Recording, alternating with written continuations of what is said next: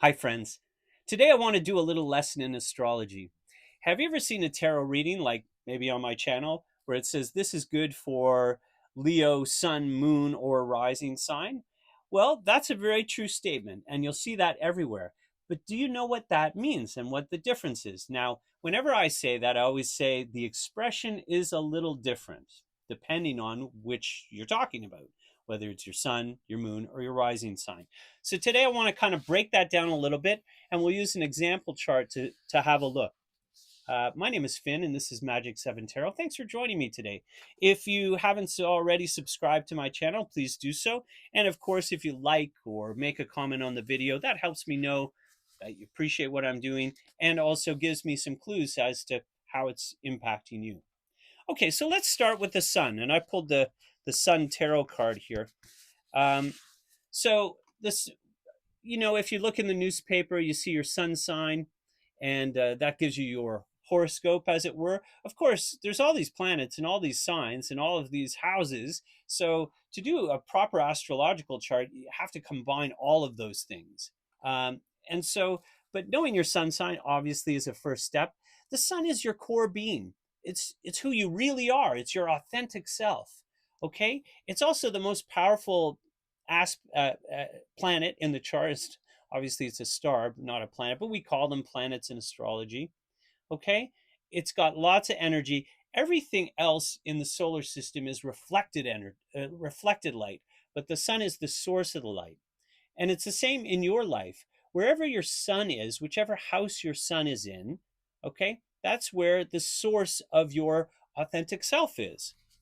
It's your life purpose. It's what drives you, what you naturally express. Okay, you don't have to work to express your sun energy. It's you. It's who you are. It's kind of where you feel at home. So uh, obviously, that's going to be the most potent expression in a tarot reading. So if you're watching a tarot reading for Aquarius, for example, if you have the sun in Aquarius, that's going to talk about those drives, those power drives, those drives to authenticity. Okay. If it's a moon or an ascendant, different drives, different ways of expressing. Okay. So uh, when I watch tarot readings, and no critique to everyone doing their thing, I love it.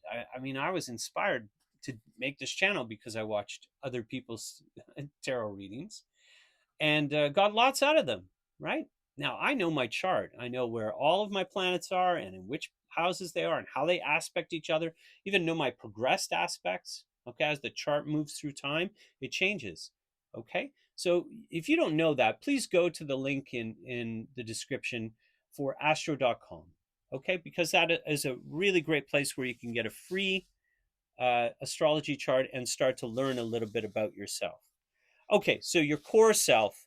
Now, I'm using a very famous person's chart here, and I'm going to cut to this, and we're going to look at Taylor Swift's chart. Okay, you might have heard of her. She's a singer. I'm not even doing this to appease my daughter. I just tried to think of the most famous person at the moment, and Taylor Swift came up. Okay, so Taylor Swift has the sun in the 12th house in Sagittarius. So if we're doing a tarot card reading for if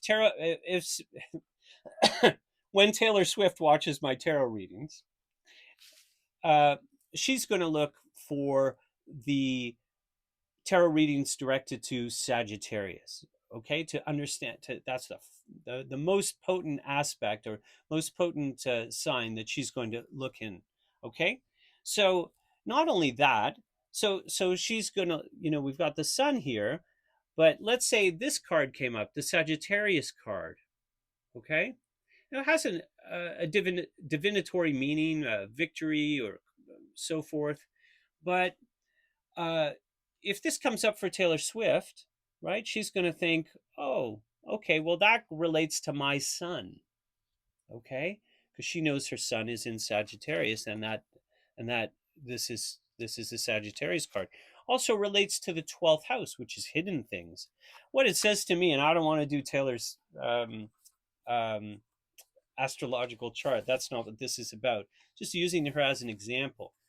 Um, that she's a private person. that we don't really know her real thing.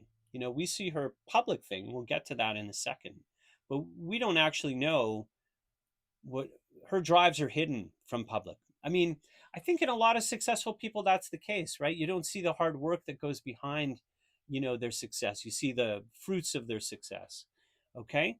Um, Furthermore, her her sun is at 21 degrees of Sagittarius.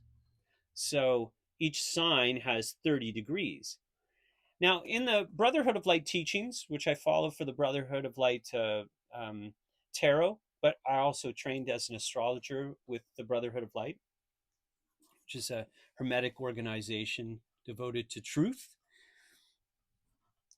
Some great books by C.C. Zane. Now they're almost 100 years old, but they're, you know, like foundational astrological education if you're looking for that.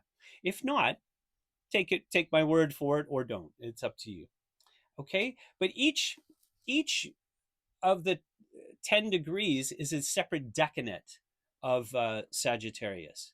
And so in Taylor's case, she's in the third decanate, 21 degrees of Sagittarius, which is the Sagittarius and Leo decanate. And it's the illumination decadent, concentration, um, uh, uh, ability to perceive things in their proper relation, synthesize their observation, and impart knowledge to others.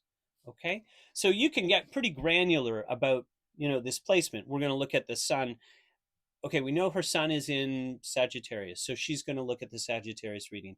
We know that it's in the 12th house, so that expresses, you know, that's how it expresses, or where it expresses through. Okay, and we also know it's in the third decanate of Sagittarius, so there's, you know, this Leo energy that enters into it as a result. Okay, so if you're looking at a tarot reading online and you know your sun sign, pretty straightforward. That's going to be the most potent uh, of the readings that you can listen to. Okay, now the moon. Okay, what does the moon represent? Now we, you know, we think the way I've heard it described is, you know, sun, moon, rising, as if those are exactly the same thing. And I really want you to remember those are not the same things at all. They're really, really different. In fact, one could say that the sun and the moon are completely opposite expressions. I mean, they're opposing, right? So the moon has to do, and I'm going to bring out the moon card here, the Arcanum 18. Okay, the moon has to do with how your inner world, how you feel about things, your mentality, your instincts, your intuition, how you react instinctively to situations, especially when you're in a stressful situation. You look to the moon energy. That's what's going to be the uh, the expression, and your nurturing styles or relationships. Okay, so where the sun is, you know, like your core self and your identity, the moon is reflective, right? It reflects the light of the sun in real life, and it's your inner world. It's not the outer world. Okay, and nurturing styles, relationships. I always think of it as mentality, right? Okay, so Taylor Swift. Let's have a look at her chart again, and she has the moon in Cancer in the sixth house. So the sixth house is work. I mean, the simplest way of putting it, the work life.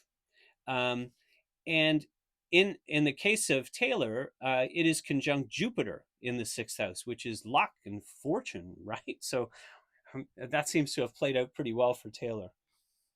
Taylor, if you're listening, congratulations.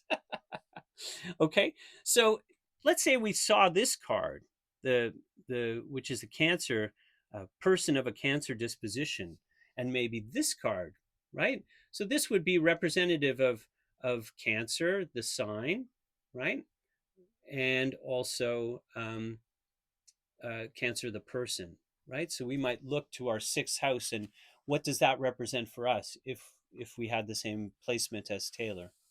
Okay, might even look at the Jupiter card, Arcanum 5, right? And then there's derivations, right? Arcanum 5, there's 4 minor arcana cards, okay? So you see how we can, we can dig deep here, right? Knowing a little bit about your chart is really great, and knowing where your moon is and knowing what that represents, which house that represents, that's a big step forward from not knowing. Okay, I was just going to read the hers would be the first decade of Cancer, and strong emotions, easily carried away. Should cultivate faithfulness and poise, often capable of remarkable poetic and dramatic expression. Does that sound like Taylor at all? I think so. Um, okay, so and that's in her work life, right? So this great expression. Okay, so we've got the sun, our core identity, our power urges, um, our life purpose, what drives you. Why do you get out of bed in the morning? And then we have our inner world, the moon. Okay, how we think about things, how you not think, how you reflect upon things, how you feel about things, your intuition, your instincts, how you respond to stress, or how you are as a nurturer, how you nurture yourself and other people. Now, the ascendant is a bit different. It's not a planet at all. It's actually the cusp of the first house. Okay? And the ascendant, or also known as the rising sign, is the energy that you meet the world with. Okay? It's how you filter yourself to the world and how the world filters into you. Okay? Uh, it's related to the word persona, which means mask in Greek, right? We've heard it, or in psychology, persona, your personality. Okay, um, it's uh, it's how you navigate new challenges. It's really how people see you, in this odd way. Uh, like Taylor Swift, her sun is in the 12th house, which is hidden. Her moon is in the 6th house, which is below the horizon in her astrological chart, which is also not really open to the public. Okay. And then there's the persona. That's how you touch the world. And so sometimes people will mistake your persona for yourself. And it's important that you don't do that. So it's how you navigate new challenges. So if you're watching a tarot reading, and let's say you like Taylor, in Taylor's case, we'll look at her chart here. She has Capricorn rising, okay? And it's in a stellarium. And what is that? Excuse me. A stellarium is when there's more than 3 planets in one placement. She has a heck of a lot of energy right there on the ascendant. Uranus, Mercury, Neptune, and Saturn. And Capricorn is ruled by Saturn. So these are the sorts of cards. This is the Capricorn card. Pardon me. This is also a Capricorn card, Capricorn energy card. And this is the Saturn card.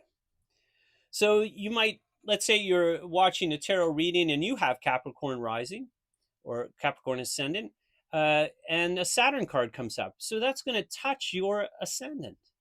You see how all these energies are intertwined. And the more you know about astrology, the more you're going to understand um, tarot. It is said that astrology is the golden key and tarot is the silver key. So gold is the sun, the external, and silver is the moon, the internal. Okay? This is the rational and this is the intuitive. Okay? So tarot is an intuitive art. Okay? But that doesn't mean that it doesn't connect to, you know, uh, all, um, all the aspects here. Okay, I'm just going to read you the first decade of Capricorn because that's where her ascendant is. So that's the Capricorn decade of Capricorn. So organization, um, forerunners of better conditions, realize the value of system and organization to effect any worthwhile changes. Greatest asset is being able to consolidate different factions in some larger merger of ideas, shoulder responsibility readily, and become managers in the world. To live at their highest, they must find expression for talent. of coordination. I mean, these tours, right? I mean, this is talent of coordination, right? And so, she's a business person, right? Capricorn is business, Saturn is responsibility, and then you have all this planets like Uranus, and Uranus is inventiveness, Mercury is expression, um, and Neptune is inspiration, higher inspiration, right? Uh, Undoubtedly, we see Taylor Swift as one of the shrewdest business people who's ever been, right? Incredibly successful. So that's a little summary with a little bit of Taylor Swift in there. And uh, I just want you to remember, whenever you're watching a tarot reading and it says sun, moon, or rising, that each of those express a different part of your personality, a different part of your character. The sun is your power, who you really are. The moon is your mentality, your intuition, and your feeling states. And the ascendant is how you touch the world. Okay? Watch all three. They're all important. Okay? But just make sure that you assign the proper expression to each one of them. I hope you find that valuable. I'm going to be doing some more astrological insights and teachings over the next little while, and I hope you'll continue to join me. Thanks for listening today. Have a great day, and peace.